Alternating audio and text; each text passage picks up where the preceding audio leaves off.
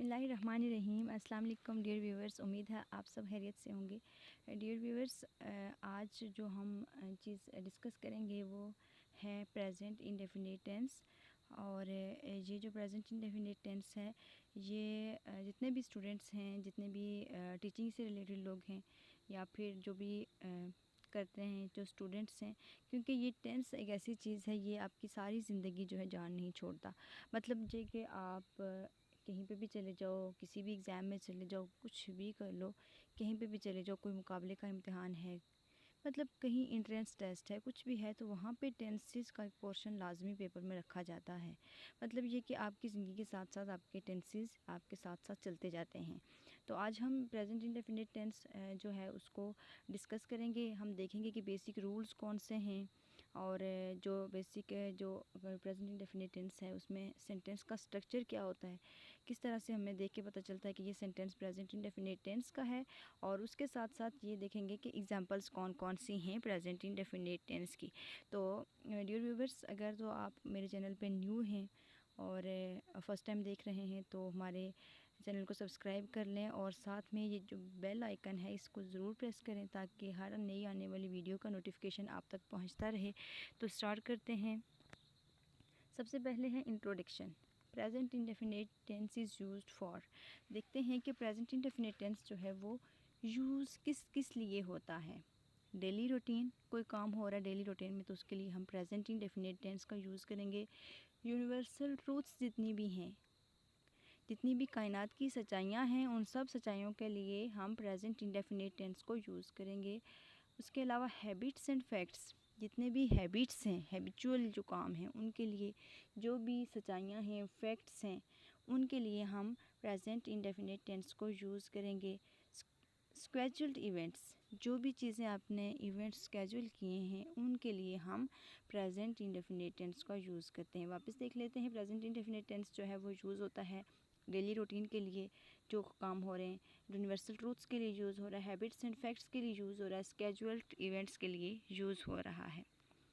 Structure हम देखते हैं कि जो अफर्मेटिव सेंटेंसेस हैं, अफर्मेटिव सेंटेंसेस को बनाने के लिए या उसके स्ट्रक्चर को हम देखते हैं किस तरह से मेड अप हुआ होता है प्रेजेंट इंडेफिनिट का जो सेंटेंस होता है। तो सबसे पहले होता है सब्जेक्ट। कोई भी जो काम करने वाला होता है उसको सब्जेक्ट बोलते हैं, तो सब्जेक्ट सबसे पहले होता है। Then first form of verb, subject के फ़ौरन बाद स्ट्रक्चर में ये होगा, सेंटेंस स्ट्रक्चर में सब्जेक्ट के फ़ौरन बाद आपको क्या मिलेगा, first form of the verb. और first form of the verb जो पॉजिटिव सेंटेंसेस हैं, अफर्मेटिव सेंटेंसेस हैं, उनमें फर्स्ट फॉर्म के साथ एस या एस का इजाफा होता है। अब मैं बताती हूँ कि फर्स्ट फॉर्म के साथ एस या एस कब इजाफा होता है। तो फर्स्ट फॉर्म के साथ इजाफा होता है अगर सब्जेक्ट जो है या काम करने वाला जो है वो है ही, शी, इट या फिर कोई भी सिंगुलर नाउन अगर है सब्जेक्ट, देन उसमें सब्जेक्ट के फ़ौरन बाद जो होगा वो फर्स्ट फॉर्म के साथ एस या एस का एडिशन भी होगा। एग्जांपल्स देख लेते हैं। आई प्ले क्रिकेट, ये फर्स्ट जो प्रेजेंट इंडेफिनिट टेंस की फर्स्ट एग्जांपल है वो है आई प्ले क्रिकेट। आई है, सिंगुलर है, लेकिन यहाँ पे सब्जेक्ट क्या है, मे है, ये नहीं है कि ही है या शी है या इट है। तो यहाँ पे प्ले फर्स्ट फॉर्म ही आई है, इसके साथ एस या एस का इजाफा नहीं किया गया। नेक्स्ट है शी रीड्स अ बुक। अब सामने नज़र आ रहा है कि जो रीड्स जहाँ पे लिखा हुआ है तो ये read first form of verb है और उसके साथ एस का एडिशन हुआ हुआ है, तो she reads a book. The sun rises in the east. अच्छा, the sun rises in the east, ये क्या है, ये है यूनिवर्सल ट्रूथ। तो यूनिवर्सल ट्रूथ के लिए कि सूरज हमेशा से मशरक़ से निकलता रहा है और आज भी निकल रहा है, कल भी निकलेगा, देन ये क्या है, यूनिवर्सल ट्रूथ है। यूनिवर्सल ट्रूथ के लिए हमने भी बढ़ा के क्या होगा, प्रेजेंट इंडेफिनिट टेंस यूज़ होगा।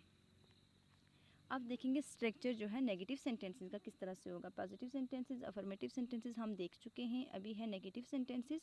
सब्जेक्ट प्लस डू और does plus not plus verb first form. अच्छा, ये नेगेटिव जो सेंटेंसेस हैं उसमें हम डू या डज का एडिशन करेंगे, साथ में नॉट लगाएंगे और नॉट के बाद वर्ब की फर्स्ट फॉर्म लगा देंगे, देन ऑब्जेक्ट आ जाएगा। ऑब्जेक्ट है तो आएगा, नहीं है तो नहीं आएगा।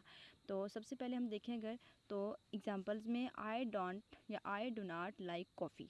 आई है तो जब आई के साथ अगर हम मैं कहूँ इसका अफर्मेटिव सेंटेंस बनाऊँ तो वो होगा आई लाइक कॉफ़ी।